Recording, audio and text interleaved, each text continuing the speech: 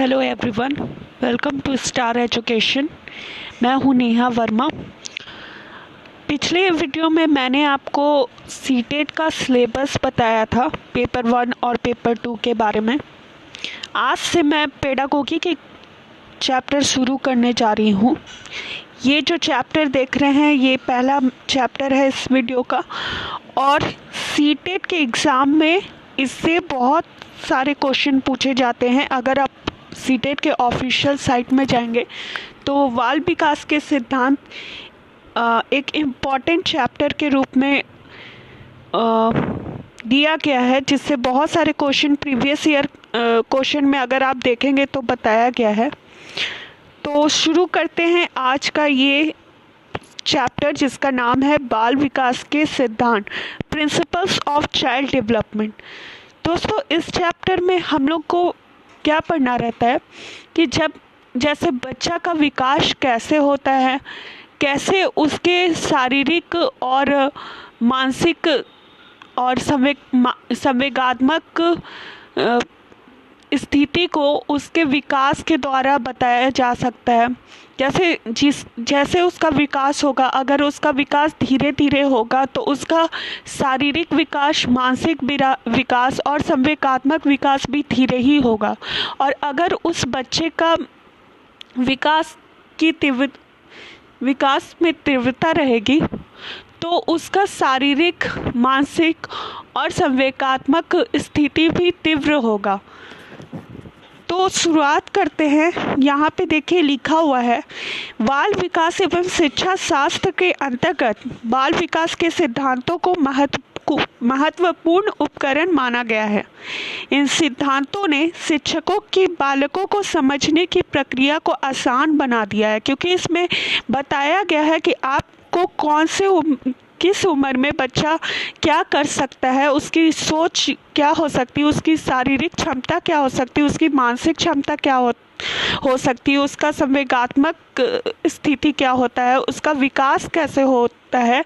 ये सारी चीज़ें इस चैप्टर के मदद से बताया गया है, जिससे कि शिक्षकों को मदद मिल पाए बालकों को समझने के लिए, और उनसे फिर वही शिक्षक वैसे ही बिहेव करे, वैसे ही उनको पढ़ा पाए जैसे कि वो समझ सकते हैं। मतलब उनको कंफर्ट जोन में उनको पढ़ा सके। बालकों को विकास को आंतरिक एवं बाह्य दोनों कारक सकारात्मक और नकारात्मक रूप से प्रभावित करते हैं। बालकों का विकास अगर आंतरिक रूप से सही है तो वो सकारात्मक ही साबित होगा, और अगर निगेटिव है, नकारात्मक है, तो वो उसके लिए घातक ही सिद्ध होगा। बाह्य कारक अगर सकारात्मक है तो उसका विकास के ऊपर भी सकारात्मक प्रभाव पड़ेगा, और अगर बाह्य स्थिति नकारात्मक है तो उसका नकारात्मक ही प्रभाव पड़ेगा। बाल विकास के सिद्धांतों का शैक्षिक महत्व यह है कि शिक्षक को यह समझने में सहायता देता है कि बालकों की समस्या का किस प्रकार निदान किया जाए।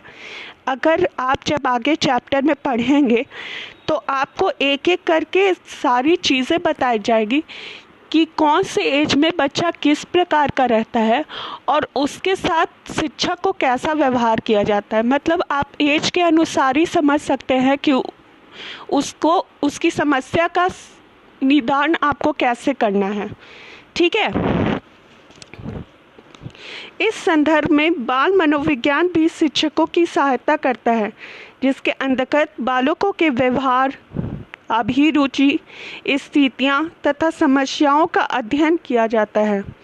ठीक है। तो इस संदर्भ में बाल मनोविज्ञान किस तरह शिक्षक की सहायता करता है, उनके व्यवहार को देखकर, उनकी रुचि को देखकर, उनकी क्या स्थिति है, उनकी सामाजिक स्थिति क्या है, उनका नैतिक विकास कैसा है, उन सबों को देखकर समस्याओं का अध्ययन किया जाता है। जैसे कोई बालक जिस वातावरण में रहेगा, जिस सोशल बैकग्राउंड से वो बिलोंग करेगा, उसका नैतिक विकास वैसे ही होगा, अगर नैतिक विकास अच्छा रहेगा तो उसका व्यवहार भी अच्छा रहेगा, उसकी रुचि भी अच्छी चीज़ों के लिए ही होगी, उसकी स्थिति भी अच्छी होगी, तो ये उसका सकारात्मक प्रभाव पड़ेगा। और अगर उसका सामाजिक स्थिति खराब है तो उसका व्यवहार, उसकी रुचि, उसकी स्थिति भी में भी नकारात्मक प्रभाव पड़ेगा। ठीक है, देखिए अब आगे बढ़ते हैं। बाल विकास की अवधारणा।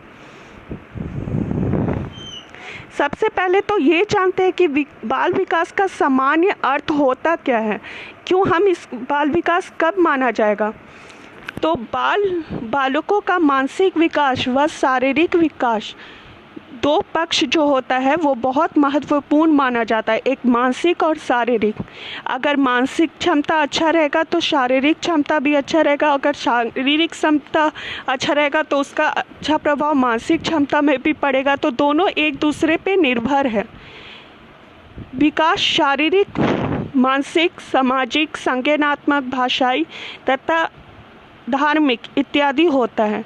विकास सिर्फ शारीरिक से ही नहीं होता है, मानसिक भी होता है, सामाजिक भी होता है, संज्ञानात्मक भी होता है, भाषाई भी होता है और धार्मिक भी होता है। ठीक है, मतलब इन सारे चीज़ों का अगर विकास सही से हुआ तो तभी एक बालक का विकास हो पाता है। विकास का संबंध गुणात्मक जैसे कार्यकुशलता, ज्ञान, तर्क,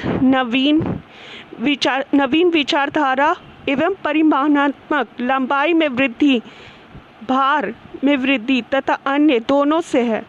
गुणात्मक से आप क्या समझते? गुणात्मक मीन्स क्वालिटेटिव, मतलब उनका विकास क्वालिटेटिव में कैसे हो रहा है, जैसे कि वो कार्य को कितनी कुशलता से करते हैं, ज्ञान को कितनी जल्दी वो गेन कर पाते हैं, कोई भी चीज़ अगर टीचर पढ़ाता है तो उसको कितनी जल्दी कैच कर पाता है, तार्किक क्षमता उसकी कितनी अच्छी है और उसके विचारधारा कितने नए हैं, ये सारी चीज़ें गुणात्मक के अंतर्गत आ जाता है। परिमाणात्मक में लंबाई में वृद्धि, भार में वृद्धि तथा अन्य दोनों से है। ठीक है, लंबाई कितनी उसकी हुई, भार में कितनी वृद्धि हुई, ये सब चीज़ एक परिमाणात्मक में आ जाएगी, जिसे आप इंग्लिश में क्वांटिटेटिव भी बोल सकते हैं। शिक्षकों को एक निश्चित आयु के सामान्य बालकों को शारीरिक, मानसिक, सामाजिक तथा संवेगात्मक परिपक्वता का ज्ञान होना आवश्यक है। शिक्षकों को एक निश्चित आयु के सामान्य बालकों को शारीरिक, मानसिक, सामाजिक तथा संवेगात्मक परिपक्वता का ज्ञान होना आवश्यक है, जिससे वे उनकी क्रियाओं को नियंत्रित करके अपेक्षित दिशा प्रदान कर सके। जैसे कौन सा बच्चा किस एज में उसकी शारीरिक विकास कैसा है, मानसिक विकास कैसा है, सामाजिक विकास कैसा है, संवेगात्मक उसका संवेग कैसा है, उसका परिपक्व मैच्योर वो कितना है, अगर इसका ज्ञान हो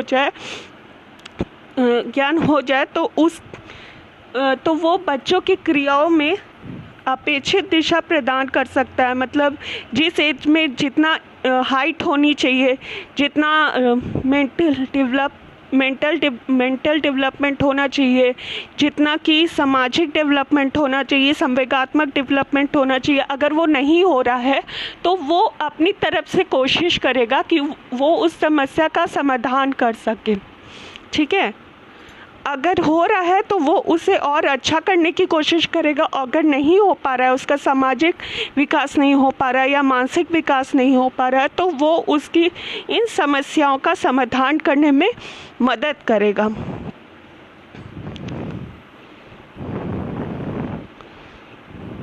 देखिए यहाँ पे जो आपका दूसरा है वो है बाल विकास के सिद्धांत। मतलब किसके सिद्धांत से हम लोग बालकों का विकास कर सकते हैं, इसके बारे में नीचे दिया गया है। बाल विकास के संदर्भ में कुछ महत्वपूर्ण सिद्धांतों का वर्णन किया गया है, जो कि इस प्रकार है। हमारा पहला है निरंतरता का सिद्धांत। ये इस सिद्धांत के अनुसार विकास एक ना रुकने वाली प्रक्रिया है। ये तो हम सब जानते हैं कि डेवलपमेंट जो होता है वो माँ के गर्भ से लेकर अंतिम क्षणों तक होता ही चला जाता है। ये कभी ना रुकने वाली प्रक्रिया है। एक छोटे से नगण्य आकार से अपना जीवन प्रारंभ करके हम सबके व्यक्तित्व के सभी पक्षों, शारीरिक, मानसिक, सामाजिक आदि का संपूर्ण विकास इसी निरंतरता के गुण के कारण भली भांति संपन्न कर सकते हैं।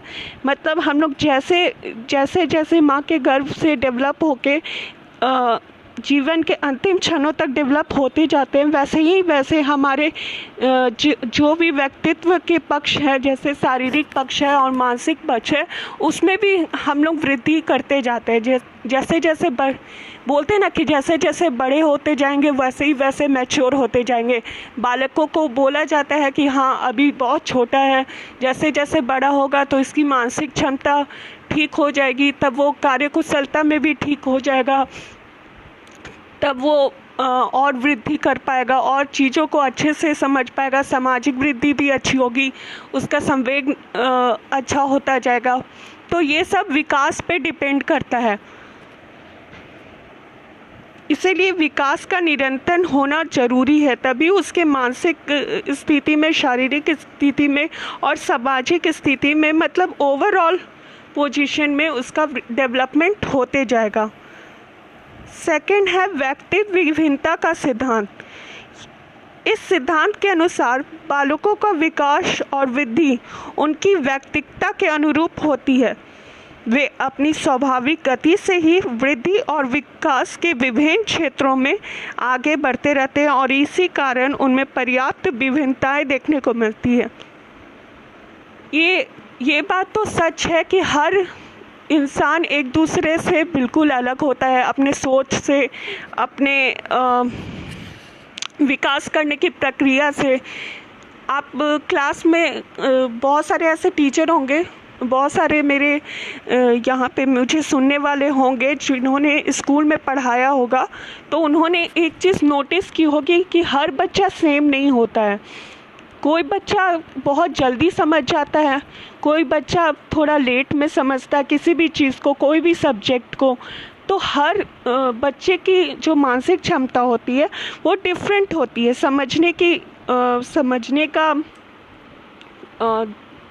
समझने का जो होता है वो लेट से होता है, किसी किसी का लेट से होता है, कोई जल्दी कर लेता है। किसी के विकास की गति तीव्र होती है और किसी की मंद होती है। मतलब कोई जल्दी विकास करता है, किसी का हाइट जल्दी हो जाता है, कोई ज़्यादा मैच्योर हो जाता है और किसी में बहुत ही ज़्यादा मंद होता है। तो यही है हमारा दूसरा व्यक्ति विभिन्नता का सिद्धांत, जो कहता है कि हर बालक एक दूसरे से अलग है। अगर आप क्लास में सोचेंगे कि अरे ये वो बच्चा तो बहुत टॉप है, वो हर चीज़ समझ जाता है, तो उससे आप खुश रहेंगे, बोलेंगे कि आप बहुत अच्छा है। और दूसरा बच्चा अगर फेल कर जा रहा है कोई चीज़ समझने में, तो आप उसको छोड़ तो नहीं सकते हो, आप उसको साथ देना पड़ेगा उसको कि क्या उसकी समस्या है, वो क्यों नहीं समझ पा रहा है, तब आप जाके उसकी समस्या का समाधान कर पाएंगे। हर बच्चा एक जैसा नहीं होता है, तो आपको थोड़ा टाइम जो कम समझ रहे हैं उसमें भी देना पड़ेगा। देखिए, एक मनोवैज्ञानिक ने कहा भी है, गेसेल के अनुसार दो व्यक्ति समान नहीं होते, परंतु सभी बालकों के विकास का क्रम समान होता है। विकास के इसी सिद्धांत के कारण कोई बालक अत्यंत मेधावी होता है, कोई बालक सामान्य तथा कोई बालक पिछड़ा या मंद होता है। मैंने अभी आपको बताया कि विकास तो होते रहेगा, जैसे होना होते रहेगा, लेकिन किसी का तीव्र होगा, किसी की गति मंद रहेगी। लेकिन कोई बच्चा मेधावी रहेगा तो कोई बच्चा सामान्य रहेगा, तो कोई बच्चा एकदम मंद रहेगा, पिछड़ा रहेगा। मीन्स आप उसको एकदम नहीं समझ पाओगे, वो लगेगा कि कैसे हम इसको समझाएं। तो यही है दूसरा व्यक्ति विभिन्नता का सिद्धांत, कि आपको ये चीज़ समझना पड़ेगा कि बच्चे में क्लास में बहुत सारे बच्चे हैं, हर किसी में विभिन्नता है, और उसी के अनुसार हम लोग को अपने आप को ढालना पड़ेगा कि हर बच्चे को उसी तरह ट्रीट किया जाए, उसी तरह पढ़ाया जाए जिस तरह वो समझ सकता है, उनकी अपनी भाषा में या जिस तरह से वो अच्छे तरीके से समझ पाए उसी तरह उसको समझाना पड़ेगा। थर्ड में है विकास क्रम की एकरूपता। यह सिद्धांत बताता है कि विकास की गति एक जैसी न होने तथा पर्याप्त वैयक्तिक अंतर पाए जाने पर भी विकास क्रम में कुछ एकरूपता के दर्शन होते हैं। कभी कभी क्या होता है कि विकास की गति, अभी मैंने जैसे ऊपर बताया कि विकास की गति सेम नहीं होती है, लेकिन कभी कभी इसमें एकरूपता नज़र आ जाता है। इस क्रम में एक ही जाति विशेष के सभी सदस्यों में कुछ एक जैसी विशेषताएं देखने को मिलती है। जैसे मनुष्य जाति के सभी बालकों की वृद्धि सिर की ओर से प्रारंभ होता है। ठीक है, तो ये मनुष्य जाति की विशेषता है कि मनुष्य जाति में जितने भी बालक होते हैं उनका विकास सिर की ओर से प्रारंभ होता है। तो ये एक चीज़ सामान्य हम सारे मनुष्य में पाया जाता है कि उनके बच्चों का विकास कहाँ से होता है, सिर से होता है। तो ये ही है थर्ड सिद्धांत, जिसका नाम है विकास क्रम की एकरूपता, जो एक विशेष जाति के रूप में विशेष जाति के लिए होता है, जैसे मनुष्य जाति के लिए आपने उदाहरण देखा। ठीक है, चौथा है वृद्धि एवं विकास की गति की दर एक सी नहीं रहती। वृद्धि एवं विकास की गति की दर एक सी नहीं रहती। विकास की प्रक्रिया जीवन पर्यंत चलती तो है, किंतु इस प्रक्रिया में विकास की गति हमेशा एक जैसी नहीं होती है। डेवलपमेंट की गति जो है जीवन भर तो वो रहता ही है, लेकिन कभी कभी ये तीव्र होता है, कभी कभी ये मंद होता है, कभी कभी नहीं भी हो सकता है। तो हमेशा एक जैसा गति नहीं होता है। शैशवावस्था के शुरू के वर्षों में यह गति कुछ तीव्र होती है। जब बच्चा शैशवावस्था में होता है तो उसकी गति बहुत तीव्र होती है, परंतु बाद के वर्षों में यह मंद पड़ जाती है। पुनः किशोरावस्था के प्रारंभ में इस गति में तेजी से वृद्धि होती है, परंतु ये अधिक समय तक नहीं बनी रहती। तो देखें आप कैसे फ़र्क आया। शैशवावस्था में ये गति बहुत तीव्र हुई, फिर उसके बाद कुछ वर्षों में ये मंद पड़ गया, पुनः किशोरावस्था में हुआ, लेकिन कुछ टाइम के लिए वो विकास की प्रक्रिया तेज हुई, फिर उसके पास मंद पड़ गई। तो इसी तरह वृद्धि एवं विकास की गति एक दर्शी नहीं रहती है, कभी तीव्र हो जाती है, कभी मंद हो जाती है, और कभी थोड़ा सा तीव्र होकर फिर सडनली मंद हो जाती है। पांचवा सिद्धांत है विकास सामान्य से विशेष की ओर चलता है। विकास और वृद्धि की सभी दिशाओं में विशिष्ट क्रियाओं से पहले उनके सामान्य रूप के दर्शन होते हैं। उदाहरण के लिए, अपने हाथ में कुछ चीज़ें पकड़ने से पहले बालक इधर से उधर हाथ पैर या फैलाने की कोशिश करता है। इसी तरह शुरू में एक नवजात शिशु के रोने और चिल्लाने में उसके सभी अंग प्रत्यंग भाग लेते हैं, परंतु बाद में वृद्धि और विकास की प्रक्रिया के फलस्वरूप यह क्रियाएं उसकी आँखों और वाक्तंत्र तक सीमित हो जाती हैं। कहने का मतलब ये है कि जब विकास जो होता है, विकास जब डेवलप करता है बच्चा, पहले सामान्य रहता है फिर विशेष रहता है। जैसे कि आपने उदाहरण में देखा कि बालक पहले हाथ पैर मार के बोलता है कि जैसे बच्चा को जब भूख लगता है तो वो पहले हाथ पैर मार के कोई चीज़ बताना चाहता है, फिर उसके बाद कुछ वर्षों के बाद कुछ वृद्धि होने पर, कुछ विकास होने पर वो आँखों से इशारा करके या वोकल सिस्टम की मदद से वो बताता है। तो धीरे धीरे करके हमारे पहले वो इशारा करके बताता है, फिर उसके बाद वो कुछ बोल के बताता है। तो विकास हमेशा सामान्य से विशेष की ओर चलता है। पहले हम लोग पहले बालक सामान्य रूप से बताता है कि हाँ उसे किसी चीज़ की ज़रूरत है या उसे कोई चीज़ चाहिए, फिर वो बोल कर बताता है, फिर वो इशारा करके बताता है या किसी चीज़ की ओर उंगली की मदद से या किसी भी चीज़ को आँख की मदद से बताता है कि उसे कोई चीज़ चाहिए।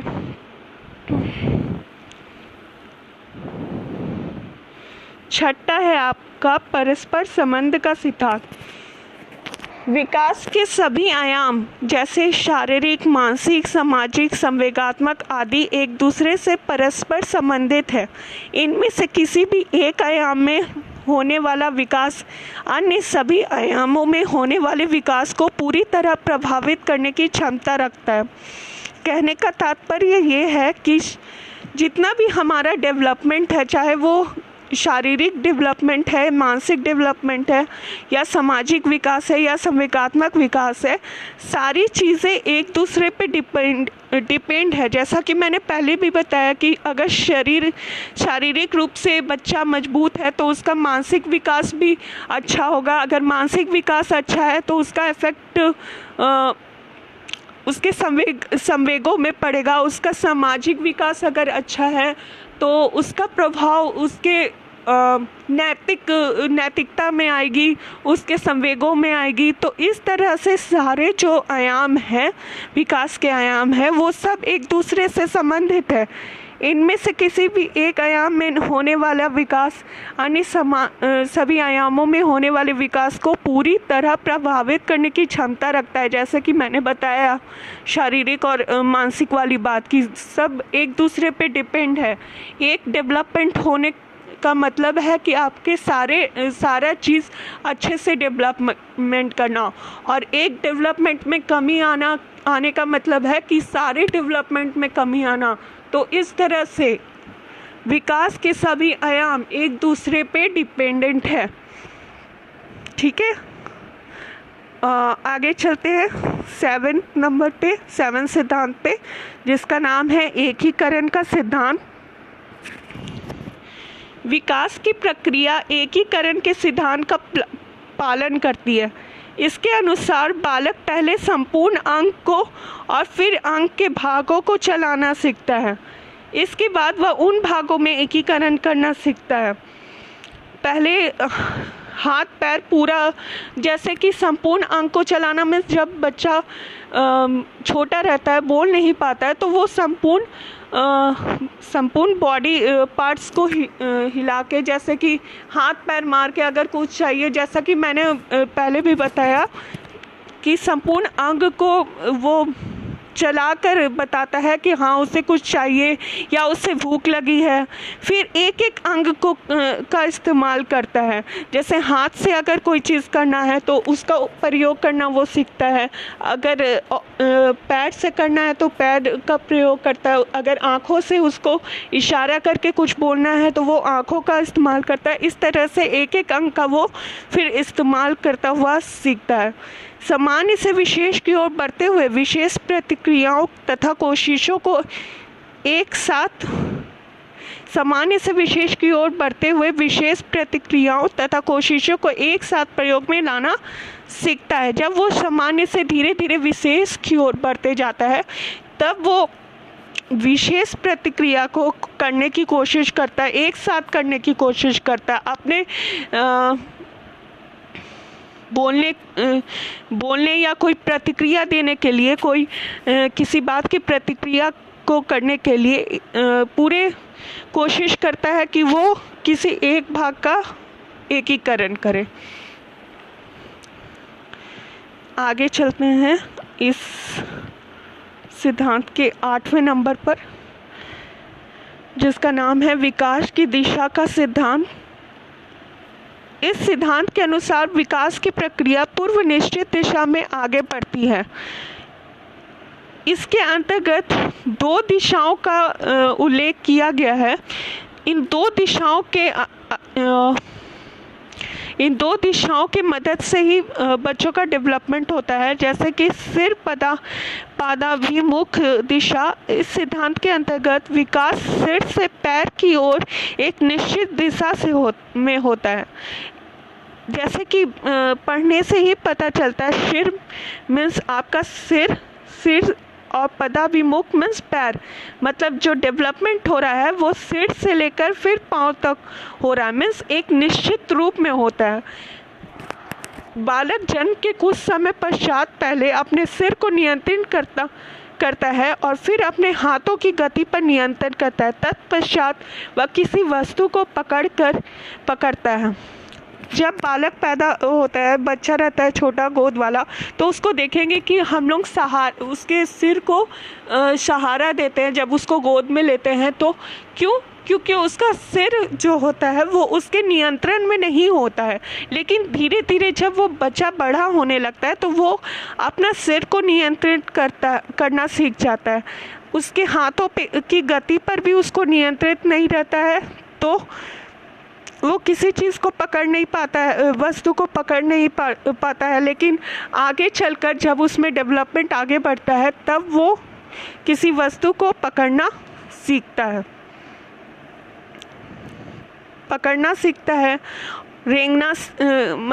रेंगना मीन्स जो बच्चे घुटने के बल चलते हैं वो करना सीखता है। फिर खड़ा होकर चलने लगता है, मतलब पहले अपने सिर को नियंत्रित किया, फिर अपने पैर को नियंत्रित किया और फिर धीरे धीरे होकर वो खड़ा हुआ।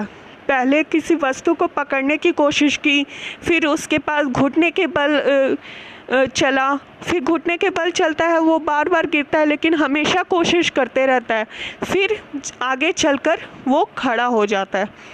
तो इस तरह से डेवलपमेंट जो है सिर पादाभिमुख दिशा में सिर से लेकर पैर तक होता है। इसका दूसरा भाग है समीप दूराभिमुख दिशा। इसमें देखते हैं कैसा डेवलपमेंट होता है। इस सिद्धांत के अंतर्गत विकास शरीर के केंद्र से शुरू होकर बाहर की ओर होता है। इसके अंतर्गत सबसे पहले रीढ़ की हड्डी आप लोग तो जानते होंगे, स्पाइनल कॉर्ड का विकास, तत्पश्चात अन्य अंगों का विकास होता है। पहले कौन सी होती है? रीढ़ की हड्डी होती है, जिसकी मदद से वो खड़ा हो पाए, चल सके। फिर अन्य अंगों का विकास होता है। उदाहरणार्थ रूपा सबसे पहले अपने शरीर पर नियंत्रण करना सीखती है, फिर अपने हाथ की उंगलियों पर, फिर अपने बाहों पर नियंत्रण कर लेती है। यहाँ उदाहरण रूपा का दिया गया है, जो कि अपने शरीर पर नियंत्रण करना सीखती है, फिर अपने हाथ की उंगलियों पर और फिर अपनी बाहों पर नियंत्रण करना सीखती है। तो इस तरह से उसका समीप दूराभिमुख दिशा का विकास होता है। मीन्स इस तरह से उसका विकास की दिशा का ये दूसरा सिद्धांत के अंतर्गत विकास होता है। नेक्स्ट है हमारा विकास की भविष्यवाणी की जा सकती है। ये बात तो सबको पता है कि बचपन से बालक का शारीरिक विकास जैसा होगा उसका मानसिक विकास वैसा ही होगा। तो इस स्थिति में पता लगाया जा सकता है कि बालक कैसा होगा। एक बालक की अपनी वृद्धि और विकास की गति को ध्यान में रखकर उसके आगे बढ़ने की दिशा और स्वरूप के बारे में भविष्यवाणी की जा सकती है। मतलब बालक जैसा जैसा बड़ा होगा उसका शरीर का शारीरिक विकास जैसा होगा, उसका मानसिक विकास भी वैसा होगा। तो हम समझ में आ सकता है कि आगे चल के भविष्यवाणी की जा सकती है कि आगे चलकर वो बच्चा कैसा करेगा, कैसा उसका व्यक्तित्व होगा। उदाहरण यहाँ पे देखिए क्या दिया हुआ। उदाहरण के लिए एक बालक की कलाई की हड्डियों का एक्स किरणों से लिया जाने वाला चित्र ये बता सकता है कि उसका आकार प्रकार आगे जाकर किस प्रकार का होगा। ठीक है, तो इसी तरह बालक की इस समय की मानसिक योग्यताओं के ज्ञान के सहारे उसके आगे के मानसिक विकास के बारे में पूर्वानुमान लगाया जा सकता है। क्योंकि हम लोग जानते हैं कि विकास के जो जितने भी आयाम होते हैं वो सब एक दूसरे पे डिपेंडेंट होते हैं। और जब विकास जिस तरह से होगा, शारीरिक हो, मानसिक हो, संवेगात्मक हो, उस तरह से उसका ओवरऑल विकास होगा। अगर उसकी विकास की तीव्रता, उसकी गति तीव्र होगी तो अच्छा डेवलपमेंट होगा, उसका पूर्वानुमान अच्छा लगेगा। मतलब आगे चल के हम लोग सोच सकते हैं कि हाँ ये छात्र मेधावी हो सकता है। और अगर वही चीज़ स्लो हो, अगर उसी का मंद गति में हो डेवलपमेंट, तो ये पता लगा सकते हैं, पूर्वानुमान कर सकते हैं कि उसका आगे चलकर क्या मानसिक स्थिति होगा। ये था 9वां। और नेक्स्ट है हमारा विकास लंबवत सीधा ना होकर वर्तुलाकार होता है। बालक का विकास लंबवत सीधा ना होकर वर्तुलाकार होता है। वह एक सी गति को सीधा चलकर विकास को प्राप्त नहीं होता, बल्कि बढ़ते हुए पीछे हटकर अपने विकास को परिपक्व और अस्थायी बनाते हुए वर्तुलाकार आकृति की तरह आगे बढ़ता है। तो इसमें आप समझ सकते हो कि क्या बोलता है कि गति जो है वो सीधा ना होकर वर्तुलाकार होता है। नेक्स्ट है हमारा आज का लास्ट सिद्धांत, जो कि है वृद्धि और विकास की क्रिया वंशानुक्रम और वातावरण का संयुक्त परिणाम है। This is one of the most important सिद्धांत है, जो कि सही मायने में हम देख सकते हैं अपने आसपास। किसी स्तर पर वंशानुक्रम और वातावरण जो है वो बच्चों पर कैसा प्रभाव पड़ता है। बालक की वृद्धि और विकास को किसी स्तर पर वंशानुक्रम और वातावरण की संयुक्त देन माना जाता है। दूसरे शब्दों में, वृद्धि और विकास की प्रक्रिया में वंशानुक्रम जहां आधार का कार्य करता है, वहां वातावरण इस आधार पर बनाए जाने वाले व्यक्तित्व संबंधी भवन के लिए आवश्यक सामग्री एवं वातावरण जुटाने में सहयोग देता है। इस टॉपिक को मैं एक छोटे से कहानी के तौर पे बताना चाहूँगी। जैसे कि एक बार क्या होता है कि एक पेड़ में 2 बच्चा रहता है, चिड़िया का 2 बच्चा, एक पक्षी का 2 बच्चा रहता है। एक दिन बहुत बड़ा तूफान आता है, दोनों बच्चे विपरीत दिशा में गिर जाते हैं, विपरीत दिशा में उड़कर गिर जाते हैं। एक जो गिरता है वो एक पंडित के यहाँ गिरता है, और दूसरा जो गिरता है वो एक डाकू के यहाँ गिरता है। डाकू के यहाँ जो पक्षी का बच्चा गिरा, वो रोज़ लोगों को ये बोलते हुए सुनता था कि जो भी वो वहाँ राहगीर आते थे या कोई राजा आता था, तो वहाँ डाकू यही बात बोलते थे कि लूटो लूटो, मारो उसको, पकड़ो उसका सारे गहने छीन लो। तो पक्षी भी वही रोज़ सुनने लगा, और वही चीज़ वो क्या हो गया, सीख गया। और जब पंडित के घर वो पक्षी का बच्चा गिरा, वो हमेशा राम सीताराम कहते हुए सुनता था पंडित को। तो वो उस चीज़ को सुन लिया, उस चीज़ को सुन के वो सीख लिया। तो ये चीज़ वातावरण में डिपेंड करता है कि जो जहाँ रहेगा, जैसे वातावरण में रहेगा, वो बच्चा वैसा ही सीखेगा। आनुवांशिकता तो काम आती ही है, माता पिता पे बच्चे जाते ही हैं, लेकिन अगर वातावरण अच्छा हो तो उसे एक अच्छा नैतिक शिक्षा मिलती है, उसका फिर विकास भी अच्छा होता है, चाहे मानसिक हो या कुछ भी हो। लेकिन वो अगर बुरा वातावरण में रहता है तो उसका प्रभाव भी बुरा ही पड़ता है। तो दोस्तों, ये 11 सिद्धांत थे जिनकी मदद से आप बालकों के विकास के सिद्धांत को अच्छी तरह समझ गए होंगे कि बच्चों को किस तरह से ट्रीट किया जाए, उनके कौन से सिद्धांत है जिसकी मदद से उसको विकास